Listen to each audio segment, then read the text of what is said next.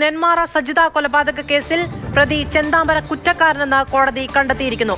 എന്തെങ്കിലും പറയാനുണ്ടോ എന്ന് ചെന്താമരയോട് ചോദിച്ചപ്പോൾ ഒന്നും പറയാനില്ല എന്നുള്ളതാണ് ഇപ്പോൾ കോടതിയോട് ചെന്താമര പറഞ്ഞത്. ശിക്ഷാവിധി 16-ന് ഉണ്ടാകും എന്നുള്ളതാണ് പുതിയതായി കോടതിയിൽ നിന്ന് വരുന്ന വിവരം. അതായത് എത്ര വർഷം ചെന്താമര ഇനി ജയിലിൽ കിടക്കണം എന്നുള്ളത് 16-നാണ് കോടതി പറയുക എന്നുള്ളതും ഇപ്പോൾ കോടതിയിൽ നിന്ന് പുറത്തു വരുന്ന ഒരു പുതിയ വാർത്തയാണ്.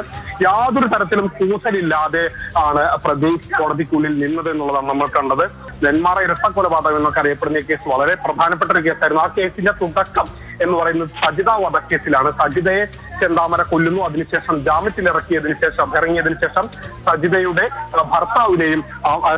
ഭർത്താവിന്റെ അമ്മയെയും ചെന്താമര കൊല്ലുന്നു എന്നുള്ളതാണ് പ്രധാനപ്പെട്ട കേസ്. ഈ ഇരട്ടക്കൊലപാതകം വന്നപ്പോഴാണ് ഈ കേസ് വലിയ രീതിയിൽ കേരളത്തിൽ ശ്രദ്ധ ചെലുത്തുന്നതും വലിയ രീതിയിൽ ചർച്ചയാകുന്നതുമെല്ലാം തന്നെ. ഒരു സാക്ഷി പോലും കൂറുമാറിയില്ല എന്നുള്ളതാണ് ഇതിൽ ഏറ്റവും നിർണായകമായ കാര്യം. ചെന്താമരയുടെ ഭാര്യയും അതോടൊപ്പം തന്നെ ചെന്താമരയുമായി അടുത്ത് നിൽക്കുന്ന സഹോദരനും ഒക്കെ തന്നെ ചെന്താമരയ്ക്കെതിരെ ഈ കേസിൽ സാക്ഷി പറഞ്ഞു എന്നുള്ളതും നമ്മൾ കണ്ട ഒരു കാര്യമാണ്. അത്തരത്തിൽ വളരെ ചെയ്യപ്പെട്ട ഈ കേസിലാണ് ഇപ്പോൾ ചെന്താമരയെ കുറ്റക്കാരനാണെന്ന് കോടതി കണ്ടെത്തിയിരിക്കുന്നത്.